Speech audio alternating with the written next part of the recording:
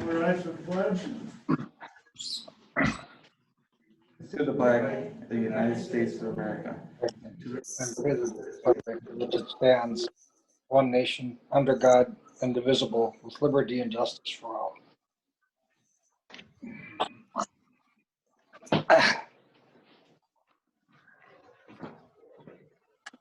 Roll call show that everyone is present except for Howard is absent tonight. No citizen comments. We'll do board member committee reports, starting with Deb.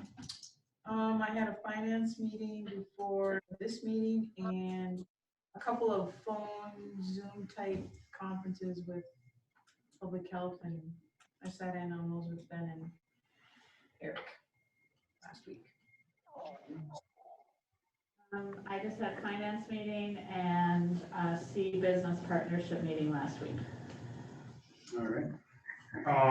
I had some Zoom phone calls with Deb and Ben and the Department of Health. And I finished up phase 4 of the MSBA training. Jim? Nothing to report. Ed? Nothing to report, but a big congratulations to our student representative, Jake, for Homecoming King. Congrats. Nice job. Hey, good job.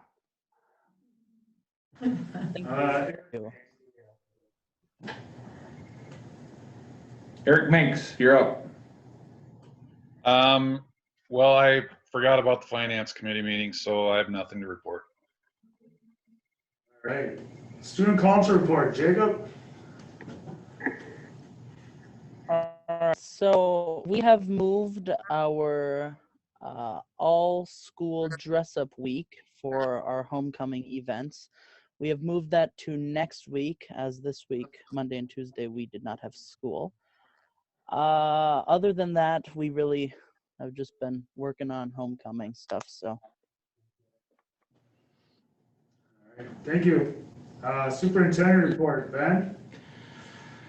As you know, last week was a whirlwind with the COVID numbers going very high, and also some movement, some of the interpretation from the Minnesota Department of Ed and Department of Health in terms of taking a more scalpeled approach into your district to look at more nuances, and quite a bit more flexibility than what was communicated strongly throughout the process. And so, we were able to be quick to modify and adjust and learn more, and we connected with different authorities across the state of Minnesota, and we were able to not move into a full distance learning at the high school for the time being. And, basically what we've been told and what we are starting to believe more and more is probably more of a matter of time when that will have to happen, when we will have to go more restrictive. My goal is to keep our students in schools for as long as we possibly can until we can't. And, the variable that would make us go more restrictive, ultimately, I think will be local numbers. Many of our students and too many of our staff in quarantine or having cases where we just can't operate a school. That would be the tipping point. We are going to see our county numbers continue to rise. And Sherburne County, I sent some information to the board last week. Sherburne now is going to pop up over 50. So, I know that the Sherburne districts and us included, we'll be having lots of conversations on the next steps. And, it's gotten to be a really like a day-to-day thing, which is super frustrating to people because everyone wants to know and everyone wants to be black and white. But this is such a non-black and white issue, and it is literally, I would even say hour by hour, because we get more new reports and cases that come in all the time. So, well, I'm just super appreciative of our staff and how they've responded. And, you know, I know that it hasn't been a comfortable time for them and it's caused some anxiety. But, you know, for the most part, they've done a really nice job, and our students too. I mean, it's got to be really, really hard on them. And like I said, my goal is this whole time is if we can have school in person, we're going to. That's all I got for tonight. All right, thank you. Do we have a motion to approve the agenda? So moved. So moved. Second. Seconded by Jim. Is there any discussion? Hearing none, we'll vote by roll call, starting with Yes. Sue. Yes. Eric Strandberg, yes. Jim? Yes. Yes. Nix?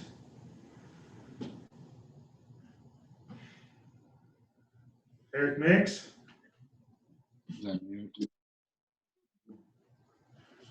Yes. All right, let's move on to, motion carries. Moving on to discuss and act on previous board meeting minutes. We have a motion to approve the meeting minutes. So moved. Moved. Motion made by Deb. Do we have a second? Second. Jim, is there any discussion? We'll vote by roll call, starting with Sue. Yes. Eric Strandberg, yes. Jim? Yes. Yes. Eric Mix? Yes. Yes. Motion carries. Well, all right, moving on to the consent agenda. Eric, sometimes I can't hear what you're saying. Yep, same here. There's tables here if you guys ever want to come to a meeting in person. Moving on to the consent agenda. We have a motion to approve the consent agenda. So moved. Motion made by Sue. We have a second? I'll second. Seconded by Deb. If I take my mask off. Any discussion? Hearing none, we'll vote by roll call, starting with Eric Strandberg, yes. Jim? Yes. Yes. Eric Mix? Yes. Deb? Yes. Sue? Yes. Motion carries. All right, moving on to the information portion. Going over the 2019-20 audit. All right. Caroline, you're up. Do you want to share your screen, or how do you want to do this? I definitely can do that. Should we go that route? Yeah, let's just do that. Yeah, thanks for joining us tonight. We're hopeful that this won't be too much new information for our board, because our Michelle has kept you briefed on some of the larger pieces of our audits for the last couple of months. So we're happy to always have our audit complete. So why don't you go ahead, Caroline? Sounds good. Well, thank you for having me tonight. I appreciate your time. As mentioned, I'm Caroline Stutzman. I'm the director involved in the audit of your financial statements. So I'm just going to take a few minutes of your time tonight to go through the results of that audit. The main reason that you ask us to work with you is to provide an opinion on your financial statements. That opinion is housed within the independent auditor's report. Also within the independent auditor's report, both management's responsibility as well as our responsibilities are outlined. And management's responsibility is for the preparation and fair presentation of those financial statements in accordance with GAAP. And then our responsibility is to provide that opinion based on our audit. So really what that's getting at is that there's a line drawn in the sand. we can't determine the numbers and audit them, management needs to determine those numbers, then we provide the audit. So that's all that's getting at. The opinion that we're providing for you is what's called an unmodified opinion. That's the highest level that you can receive and not a change from what you would have received in previous years. And what that means is we believe the financial statements are fairly stated in all material respects as of June 30th, 2020. In addition to looking at the numbers as we went throughout our process, we conducted our audit in accordance with government auditing standards, which requires us to consider internal controls as we go throughout that process. We did not have any findings in relation to internal controls or compliance findings in relation to that. Because the district receives or spends,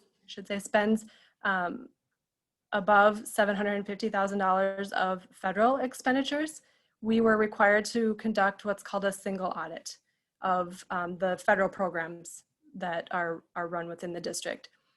We tested the child nutrition cluster this year, and there were no findings in relation to the test work done on that program.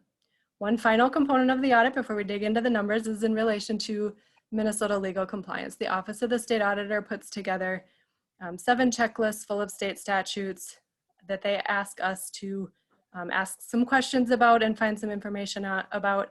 We did not have any findings related to any of those items either.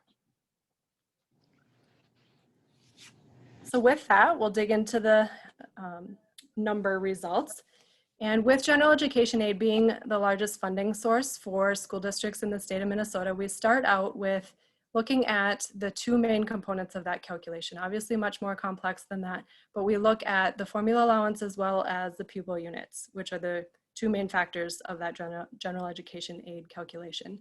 We begin with the formula allowance here on this slide, looking at the history of where it has been, and also looking at what we do know at this point based on legislature, but focusing on that 2020 line item and the 2% increase that was received this year.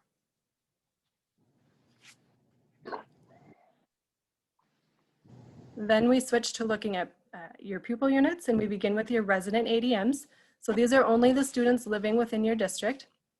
For 2020, resident ADMs decreased by 48 in total, and elementary was the biggest decreasing age level that is presented there, but some fluctuation in the other categories as well. But in the end, total residents were down about 48. Then if we apply the weighting factors that you see on the top of this slide, as well as take into consideration open enrollment, we arrive at that adjusted PUN number. And that's the number that you're paid off of from the state. So to start off, we start at the top of the bottom portion here with the residents for 2020, looking at that line. So that's the previous, what we just looked at the previous slide with these weighting factors applied to it. So similar story, a decrease there, about 46.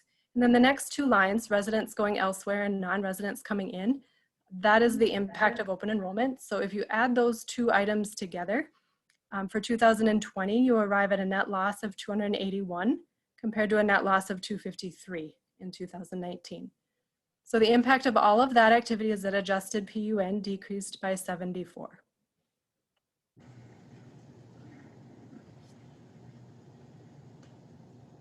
This chart just shows us those same changes in a percentage format.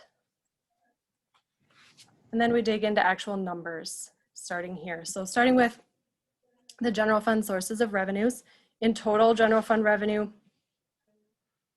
increased about 186,000 for the year, but overall fairly consistent when you're looking at it in total as well as by category. State revenue increased about 100,000. Again, that 2% increase in the formula allowance, and that was offset a bit by the decrease in enrollment. Local property taxes were up about 113,000 with an increase in the levy. And then other revenue is everything else that decreased about 33,000. So pretty consistent.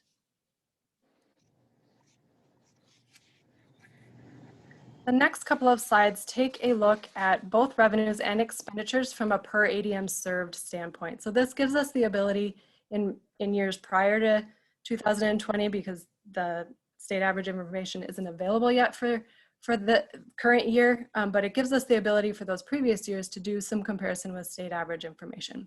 But first of all, starting with 2020, you do see an increase. This is the revenue per ADM served that we're starting out with. You do see an increase there, and that really has to do with the decrease in ADM served that we've touched on already. So just a factor of the calculations based on that decline.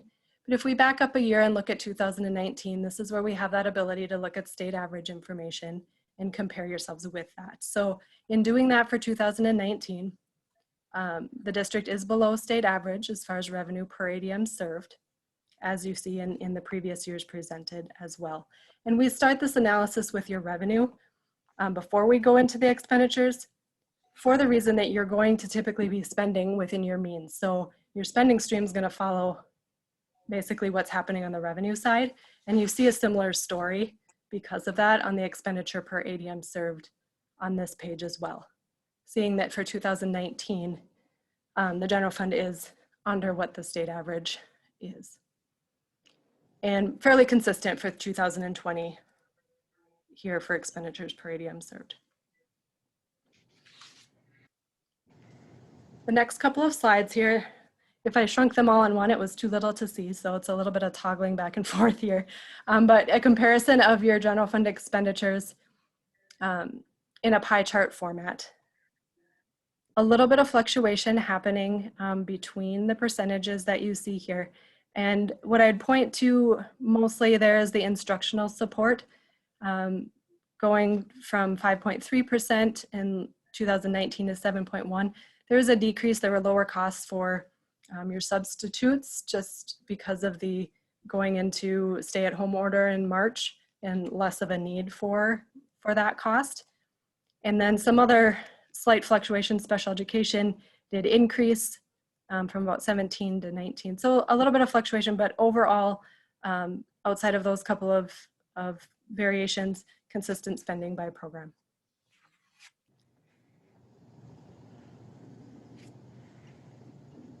Here we take a look at the general fund budget to actual. So the first column here is the original budget that called for a decrease in fund balance of about $1.5 million. After some adjustments, the final budget is included in the second column, which also called for a decrease in fund balance. Actual results are in that third column with an increase of about $944,000, and then the variance is in the far column there. So if you'd go with me all the way back up to the top, about a third of the way over, or a third of the way down, you see total revenues, and follow that all the way over to the variance column. You see that total revenues were over budget there. As a percentage standpoint, that's 1.2%, so pretty close, and the state sources being the largest category there, with conservative approach on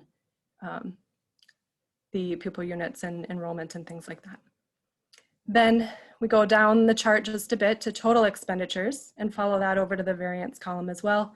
You see that expenditures were under budget, about 6.4%. Various programs are playing into this, and for various reasons, but we'll start with regular instruction that was under budget. That again had to do with the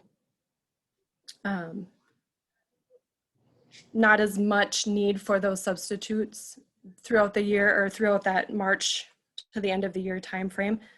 And then district support services was under budget. Here too, there was a reduction in costs with not paying out all of the athletic and activity salaries as a result of the cancellation of items beginning in March or the spring timeframe there. And then instructional support services, here also the substitutes are coming into play. And then sites and buildings is under budget with timing of projects, and pupil support services was under budget with a reduction in transportation costs, also as a result of the stay-at-home order. So kind of a common theme there as we went through that. And what I would tell you is that that has been a common theme that we've seen at districts across the state, those similar sorts of cost savings in regards to just the distance learning model that we were in spring.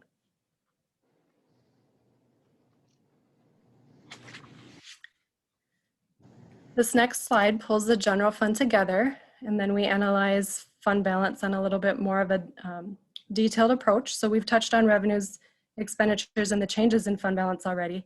And we ended the year at just under 12 million in total fund balance for the general fund. And the bottom portion here details out the components of that fund balance. So the non-spendable, that's for items that, for inventory or prepaids where the dollar has, or the money has already left the building. You can't use it for future operations. The restricted components are all state mandated funding sources that you need to spend in accordance with that funding source. All of those together, if we added them up and compared to the previous year, increased about 516,000 for the year. The majority of those increases happening in the operating capital and ALC line items. The committed balance was fairly consistent to the previous year. And then the unassigned components, those are all internally set aside dollars. There's an increase in those components as well of about 160,000, mostly in the Q comp and student activities categories. And then that leaves us with the unassigned, which this is what's available for future operations. And that balance increased 218,000 and ended the year at just under 5.6 million. So that ending unassigned fund balance is how you analyze fund balance in relation to your fund balance policy. And your fund balance policy indicates that you would have a minimum of 10% of the annual budget in that line item. If we run the calculation for this year, you are at 14.3%, so you're in compliance with that fund balance policy that you've established for yourselves.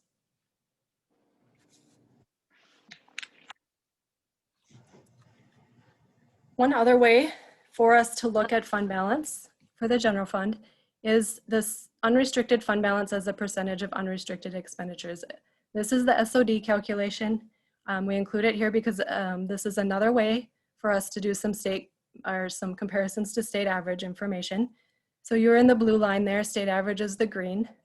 So seeing consistently that you've been above what the state average is, but that is an average. So not always apples to apples based on programming differences and needs of demographics and things of that nature. So just a food for thought and an additional component to analyze items. What I will say as we talk about the general fund or move on to the food service fund next is just the, it is a good place to have the fund balance that you have currently because of the uncertainty that we are in currently and how the state will handle their budget shortfalls. Kind of working through this in previous times that this has happened, they, there's multiple ways that they can do that. Tax shift has come into play, changing metering has come into play. So there's just various things that could happen and could come down the pipeline. So having the fund balance that you have as we enter into this is a good place to be as well.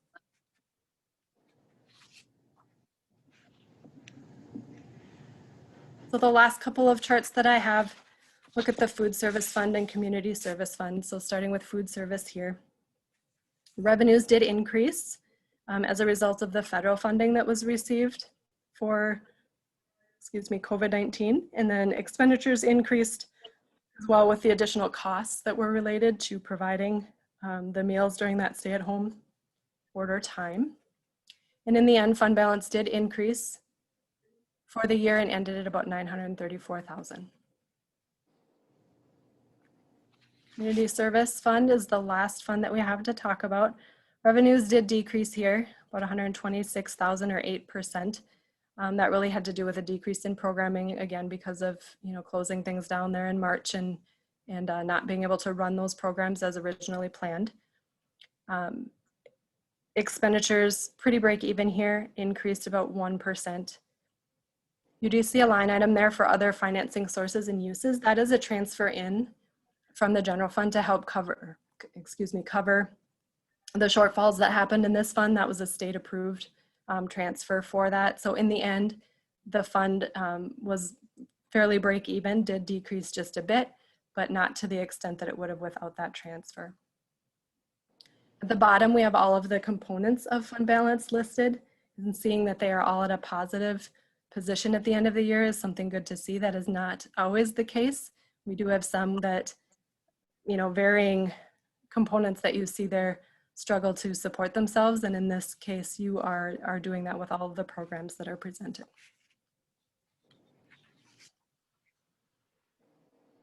I'd be happy to take any questions anyone might have about the materials I went over or anything that I maybe didn't touch on that you were wondering about. All right, we're open up for questions. Looks pretty good. Yeah. Yeah. All right. Doesn't sound like we have any. Everything must be perfect. I think that our system really helps with this, how we have a finance committee meeting every month, and then it's followed up with information to the entire board. So, you know, hopefully none of this is really new information for our board, because Michelle does such a good job in keeping them up to date. Thank you, Caroline. Thank you. Appreciate your time. Thank you.